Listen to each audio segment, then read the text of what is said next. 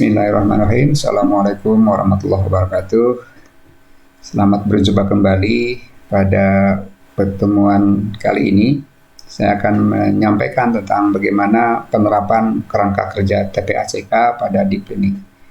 TPACK itu technological, pedagogical, content knowledge ya. Nah, itu sebenarnya dua konsep ini sudah banyak dikenal ya. Apalagi kalau deep learning awalnya kurang begitu dikenal, tapi karena ada kebijakan di Indonesia akan diterapkan di seluruh satuan pendidikan di Indonesia, terutama di pendidikan dasar dan menengah, maka deep learning menjadi sangat terkenal di Indonesia.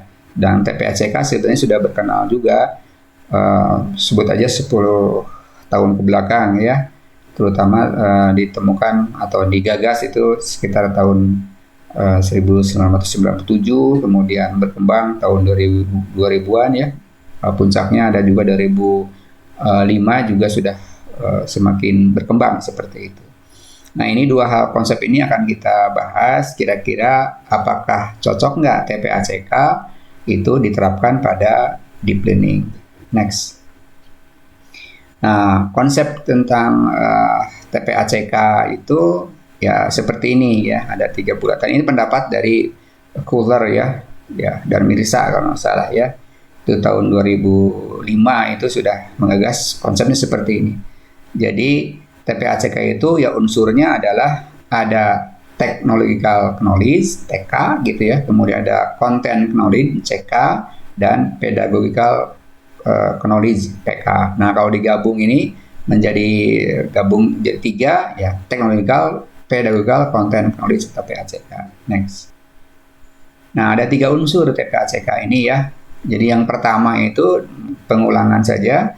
Jadi untuk penguasaan materi berarti konten ya. Penguasaan materi, pembelajaran, dan karakteristik jenis pengetahuannya itu seperti apa. Ini unsur yang pertama ya, yang harus kalau kita akan menggunakan TPACK tentu harus mengenal tentang materi pembelajarannya dan karakteristiknya. Maksudnya, apakah dia termasuk pada pengetahuan yang faktual misalnya, konseptual misalnya, atau prosedural, atau metakognitif.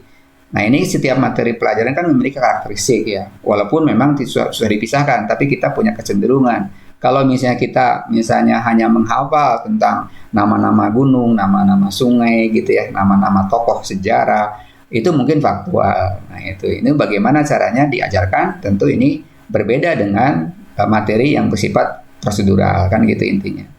Yang kedua yang harus diketahui adalah menguasai strategi pembelajaran. Pedagogikalnya harus tahu, gitu ya. Di sana ada metode, barangkali ada pendekatan, ya. Kemudian juga ada model-model pembelajaran. Ini harus dikuasai oleh guru kalau kita ingin menerapkan TPACK. Dan unsur ketiga adalah terampil dalam menggunakan teknologinya, alat dan media pembelajaran. Nah, 3 unsur ini dalam TPACK harus dipadukan, diintegrasikan. Oke, ini komponen TPACK. Ya, jadi ini perlu dijelaskan. Kalau technological knowledge itu apa? Ya, atau wawasan kita, pemahaman kita tentang teknologi, yaitu pengetahuan tentang bagaimana mengoperasikan teknologi pembelajaran, ya, seperti komputer dan perangkat lunak yang relevan. Bukan hanya mengoperasikan, sebenarnya kita pun harus paham gitu bagaimana jenis-jenisnya gitu ya. Jenis-jenisnya, apakah ini teknologi yang hanya untuk support saja, teknologi hanya untuk bisa membantu kita untuk menjelaskan gitu ya. Ada juga teknologi sebut aja media yang interaktif gitu ya. Itu beda kan gitu dalam penggunaannya gitu ya. Kemudian yang kedua adalah unsur pedagogical knowledge, yaitu kemampuan dalam pengelolaan pembelajaran. Ya, di sini adalah penguasaan metode, pendekatan gitu ya. Bahkan mungkin trik gitu ya, guru-guru dalam menyampaikan materinya gitu. Ini pedagogical. Kemudian yang ketiga adalah content knowledge, yaitu pemahaman materi pelajaran dan karakteristiknya. Tadi sudah saya jelaskan bahwa memahami materi pelajaran itu adalah kontennya gitu ya.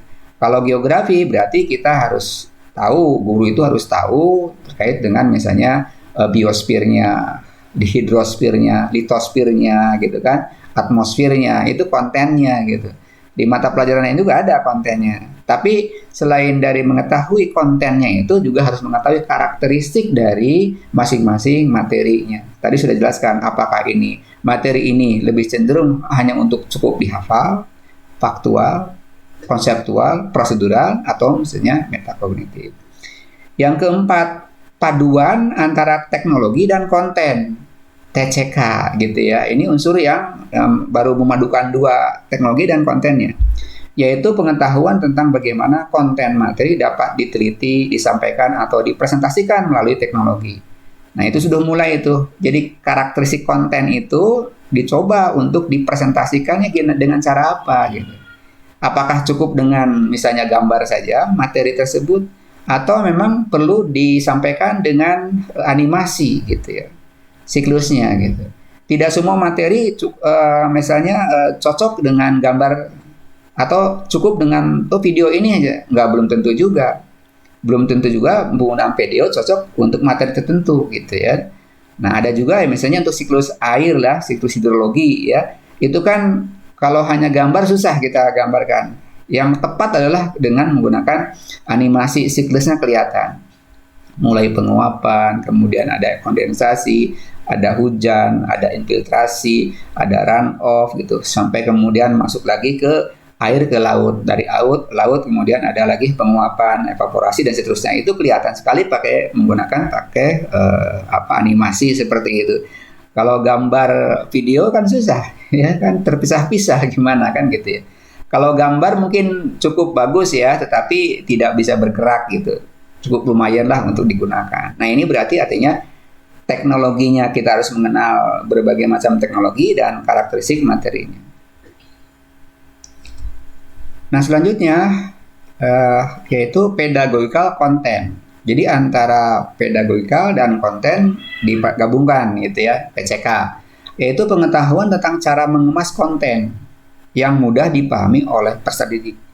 Artinya apa? Konten itu kan tersebar. Konten itu ya urutannya itu mungkin juga harus digabung-gabungkan oleh kita. Ini harus kita tata kembali ya. Artinya konten itu bukan serampangan kita, misalnya kita contoh gini lah. Dalam geografi itu ada hidrologi, ada litosfer gitu ya. Ada hidrosfer, atmosfer, hidrosfer, biosfer gitu. Nah, itu pengemasan berdasarkan pada unsur-unsur, aspek-aspek objek materialnya. Nah, bisa nggak misalnya materi tentang itu kita kemas antara litosfer dan hidrosfer dijadikan satu paket, ya. Atau misalnya hidrosfer dengan atmosfer dijadikan satu paket, antara hujan dengan aliran sungai, ya gitu misalnya seperti itu. Karena untuk menjelaskan tentang debit air itu wilayahnya hidrosfer. Tapi kalau misalnya curah hujan, atmosfer kan gitu. Nah, bagaimana supaya tidak terpisah, digabungkan? Artinya itu pengemasan, mengemas gitu ya. Seperti lagi mengemas antara peta, kemudian ada atlas, ada globe gitu. Itu bisa masing-masing, bisa kita gabungkan gitu. Apakah akan yang jadikan utamanya adalah globe, kemudian selanjutnya kita peta, kemudian menggunakan atlas, atau atlas dulu dan seterusnya. Ini kan adalah pemahaman kita bagaimana mengurutkan, mengemas gitu ya. Dalam pengemasan itu urutannya ada, ya kedalamannya ada semacam scope and quotient-nya gitu ya, urutannya dan juga keluasannya. Nah, itu adalah urusan bagaimana cara mengemas konten. Nomor 6, technological pedagogical. Menghubungkan dulu antara teknologi dan pedagogika. Teknologi dengan cara mengajar, yaitu pengetahuan tentang pemanfaatan teknologi untuk memfasilitasi pendekatan pedagogi dalam pembelajaran. Artinya apa? Teknologinya itu melayani ya, memfasilitasi pedagogi. Pedagoginya misalnya saya akan ceramah, teknologinya adalah bahan tayang. Teknologi yang tepat untuk misalnya pendekatan misalnya diskusi misalnya. Nah, teknologi apa yang cocok untuk itu?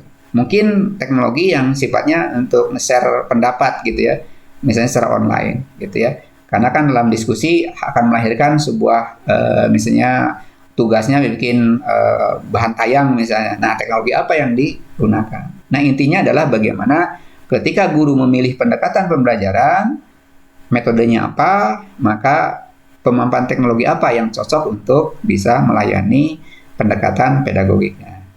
Nah, puncaknya, nah kalau tadi kan bergabungan antar dua lingkaran ya, dua aspek saja. Nah, teknologi yang nomor 7 itu menggabungkan tiga-tiganya. Makanya disebut dengan technological, pedagogical, content knowledge. Gitu. Ya, sebenarnya kalau misalnya dibaca TPCK, tapi enaknya ada unsur A di situ, TPACK gitu ya. Yaitu pengetahuan tentang upaya memfasilitasi pembelajaran peserta didik dari konten tertentu melalui pendekatan pedagogi dan teknologi tertentu. Nah, ini yang harus dipahami. Sulitnya itu adalah bagaimana ketiga-tiganya harus seimbang. Bagaimana penerapannya? Ya, ini pertanyaan yang harus dijawab. Nah, jawabannya adalah antar aspek TPACK harus seimbang. Yang A yaitu tidak seimbang karena lebih cenderung antara C dengan P itu lebih mendahulukan itu ya, teknologinya belakangan gitu. Nah, ini ilustrasinya bisa aja misalnya kita kontennya tadi misalnya tentang siklus air gitu ya. Kemudian pedagogiknya dengan cara diskusi. Ya, diskusi bagaimana cara menyampaikan materi dengan cara diskusi. Nah, teknologinya itu belum dipikirkan apa gitu. Ya, harusnya seimbang gitu ya. Jadi ini adalah lingkaran yang kurang tepat gitu ya, atau kurang bagus untuk konsep TPACK-nya. Apalagi kalau terpisah, sangat jelek gitu ya, atau nggak boleh gitu ya. Misalnya sama sekali tidak memperhatikan teknologi pada saat mengembangkan. Jadi harus bersama-sama pada saat kita mengembangkan TPACK, antara tiga faktor ini harus bersama-sama. Atau mungkin bagi B juga kurang bagus. Ya, artinya ini antara P dengan T bagus, antara P dengan C juga bagus, tapi antara C dengan T-nya itu kurang seimbang. Nah, yang diharapkan adalah yang C, yaitu irisan antara T, C, dan P itu seimbang seperti itu. Apakah ini bisa? Idealnya harus begini, ya, bahwa kemudian memang ada yang benjol-benjol segala macam, ya nggak jadi masalah, tapi kita harus berusaha untuk menyeimbangkan. Nah, bagaimana cara menyeimbangkannya? Nah, caranya adalah jadi setiap rumusan langkah pembelajaran, nah itu harus secara satu kalimat harus mengandung 3 unsur sekaligus, supaya kita bisa mendeteksi ya apakah kegiatan ini cocok nggak dengan materinya, adalah aktivitasnya atau pedagogikalnya itu cocok nggak dengan kontennya, ada kontennya cocok nggak dengan teknologinya. Jadi memang harus satu kalimat, dan perlu disampaikan harus juga mencantumkan tugas. Tugas ini adalah bentuk yang sebagai pengontrol ya, pengontrol bahwa kegiatan ini memang layak bersatu dengan indikator tugas gitu ya. Oleh karena itu ACTA namanya rumusnya ya, formulanya activity, content, knowledge, dan assessment ya. Nah, ini P-nya penjelasannya gini. Peserta didik mencermati gambar yang menampilkan ragam jenis peta melalui tampilan slide PPT ya, menggunakan boleh kanvas mungkin, kemudian ada PPT menggunakan macam-macam, kemudian PowerPoint barangkali gitu ya. Dengan tugas membuat peta konsep dengan tentang jenis peta dan karakteristiknya. Nah, kita analisis nih satu kalimat ini, di mana mencermati gambar itu adalah activity. Jadi siswa ke gambar, dia akan mengamati gambar itu. Tentang apa? Berarti tentang konten, menampilkan ragam jenis peta. Dia mengamati ragam jenis peta dengan apa? Dengan tampilan slide. Bisa nggak dengan gambar yang lain? Bisa. Cuma dalam konteks ini kita memasukkan atau merencanakan untuk tampil dengan slide gitu. Bisa nggak misalnya mencermati gambar dengan video? Bisa. Gitu kan, tergantung kita nanti keseimbangannya seperti apa dalam merumuskan ACTA-nya gitu ya. Dengan tugas yang jelas, yaitu membuat peta konsep sebagai sasaran akhir. Memang konsep ACTA itu diakhiri dengan bagaimana cara membuat tugasnya. Jadi jelas, setiap pembelajaran harusnya memiliki artefak. ya setiap pembelajaran, setiap kali pertemuan hendaknya memberikan artefak sebagai bukti ya bahwa telah belajar gitu ya. Mana buktinya anak belajar? Anak belajar itu kan pengalaman ya, pengalaman peserta didik dalam proses pembelajaran. Nah, buktinya ada yang bisa kita lihat gitu ya. Ya kalau memang ini walaupun tidak pakai tugas kan misalnya mereka bisa sudah belajar ya, untuk memastikan saja bahwa memang tugasnya itu kan bisa menunjukkan aspek kognitifnya ada, afektifnya ada, psikomotornya juga ada kan, karena terwujud dalam bentuk apa istilahnya tugas gitu ya. Nah, ACTA, TPACK ini telah direkomendasi ya pada jurnal Q2 gitu ya. Alhamdulillah terbit ya. Ini saya dengan 3 orang teman kolega saya untuk menerbitkan ya. Karena kalau kita ACTA itu hanya sebagai konsep pribadi, mungkin orang nggak percaya atau mungkin orang ini seperti apa belum teruji. Nah, ini artikelnya sudah terbit dan ini menurut saya ya lumayan lah, ini Q2 di Kogen ya, di Kogen, dan ini baru juga 2025 ya. Karena saat ini rekaman ini adalah pada tahun 2025. Oke, silakan nanti Bapak Ibu Saudara yang mau belajar tentang apa itu perpaduan antara ACTA itu bisa dilihat atau di-download, bisa dibaca di Kogen. Syukur-syukur kalau misalnya ada Anda bikin apa namanya skripsi, tesis, disertasi, kutiplah gitu ya, kutiplah tulisan ini sebagai sitasi, salah satu sitasi. Nah, apakah TPACK relevan dengan deep learning ini yang di apa inti dari yang kita bahas itu. Kita tahu bahwa deep learning ini sebenarnya ya ini adalah modifikasi ya dari aslinya. Intinya ini sudah mencoba dikonsepsi oleh para ahli di Indonesia, kemudian lahirnya seperti ini. Kita tidak akan bahas tentang deep learningnya secara keseluruhan, tapi saya akan melihatnya dulu pada aspek siklus pembelajarannya, yaitu memahami, mengaplikasikan, dan merefleksi. 3 langkah ini aja sebenarnya deep learning itu. Beda kalau saintifik itu kan ada 5M ya, mengamati, menanya, mencari data, mengasosiasi, kemudian mempresentasikan. Itu luar biasa. Kalau ini 3 aja, memahami, kemudian. Nah, cuma ada saran. Kalau misalnya kita ingin efektif atau mungkin lebih banyak waktu di ruang kelas, maka memahaminya diharapkan belajar sebelum masuk kelas sebenarnya. Jangan di dalam kelas. Kalau di dalam kelas, memahami itu siswa atau peserta didik memahami. Bagaimana cara memahami? Ya bisa baca buku, bisa guru ceramah, ya guru ceramah, siswa mendengarkan dalam rangka memahami. Tapi ceramahnya guru itu nggak bisa diklaim sebagai mengaplikasikan kan begitu. Jadi ini diharapkan memahami itu belajar sebelum masuk kelas. Nah, pada waktu mengaplikasikan baru di dalam kelas.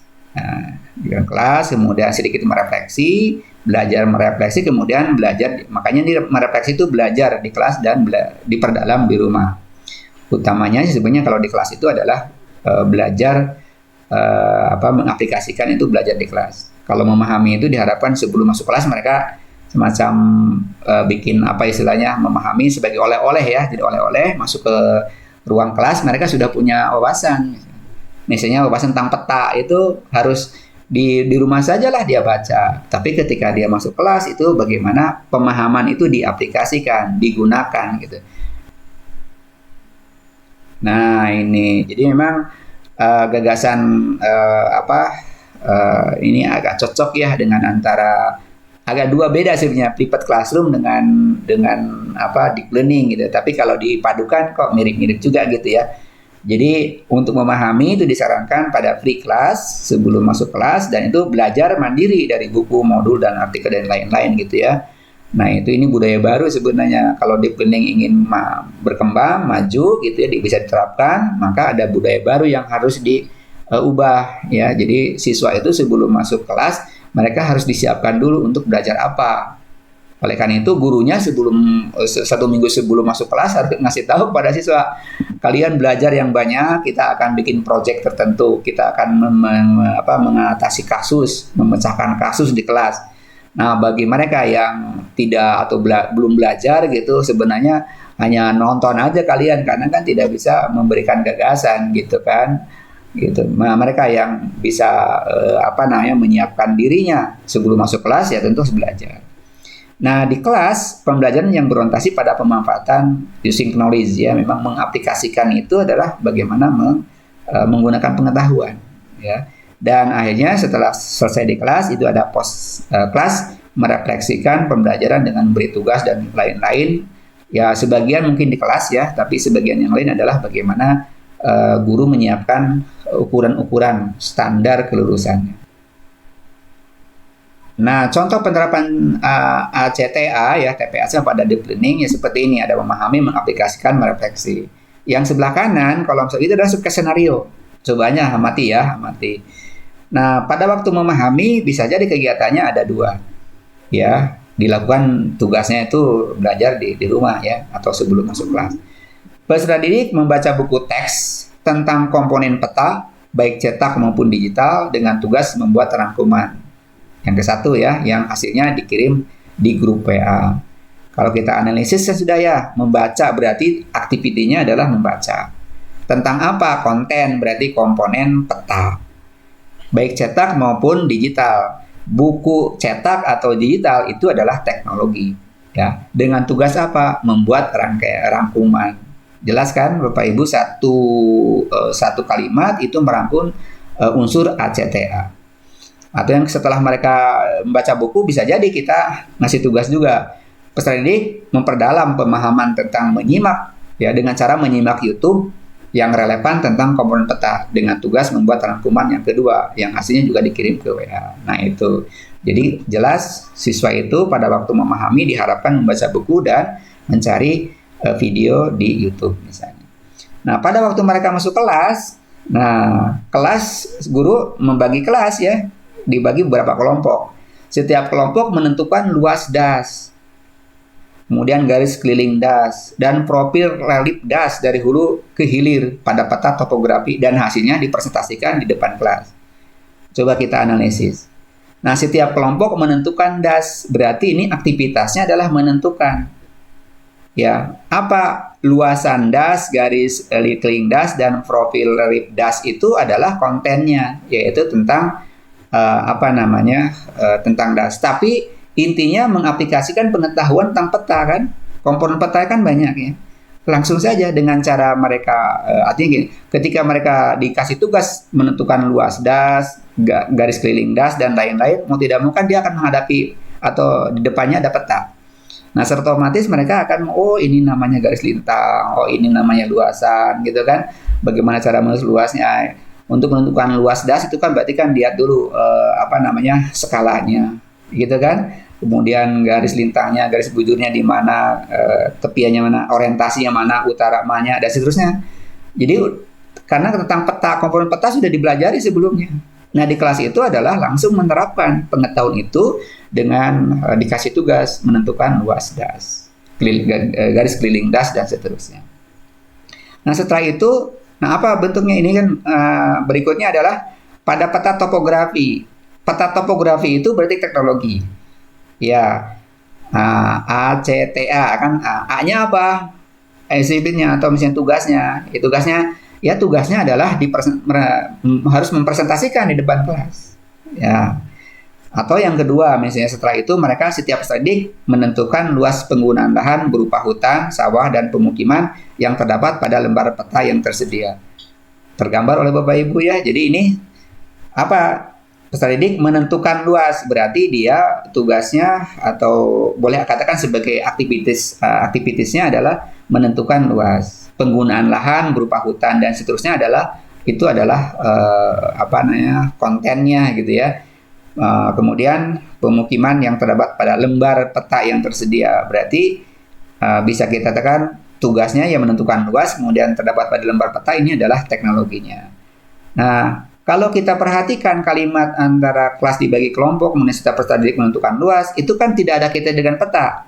Dengan khawatir, ini sudah digabungkan masalahnya, ya, antara pemahaman tentang peta. Untuk memperdalam pemahaman tentang peta, maka dia harus ada kasus atau tugas ya kan? Tugasnya adalah menentukan luas penggunaan lahan atau menentukan luasan das secara iringan gitu. Dampak iringannya dia pasti memahami tentang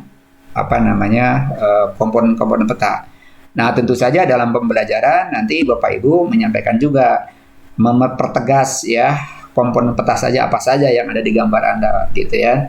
Karena untuk menentukan penggunaan lahan berupa hutan, pasti mereka akan lihat legendanya. Oh, hutan itu seperti apa bentuknya kan? Oh, ini namanya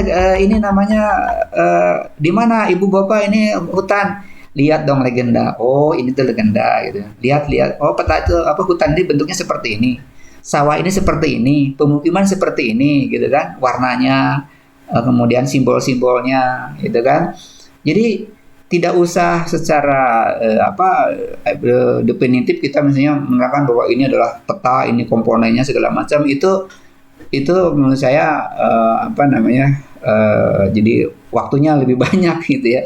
Padahal bisa saja mereka tahu tentang peta tapi langsung menggunakan. Ya makanya ini cara budaya deep learning menggunakan TPACK Akta ini, ACTA itu mempermudah. Nah, merefleksikan itu apa? Merefleksikan peserta didik diminta untuk menuliskan satu manfaat dari materi tentang komponen peta dalam kehidupan sehari dan ditulis via media sosial. Coba kita cek.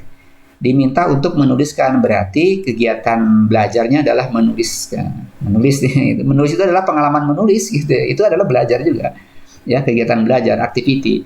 Satu manfaat dari materi tentang komponen peta. Komponen peta pasti kontennya dalam kehidupan sehari-hari gitu ya. Ditulis via media sosial, itu inherent antara teknologi dan juga tugas. Tugasnya jelas ya, menuliskan materi itu kan. Jadi walaupun satu kalimat ini sebenarnya mengandung unsur ACTA. Nah, masalahnya sekarang tantangan belajar TPACK itu memang agak sulit ya. Ya, apa tantangannya? Pertama, guru itu dituntut memahami karakteristik setiap materi pada setiap topik pelajaran. Karakteristiknya seperti apa? Ya, bukan hanya kontennya dalam arti materialnya gitu ya, tetapi juga karakteristik dari materi itu.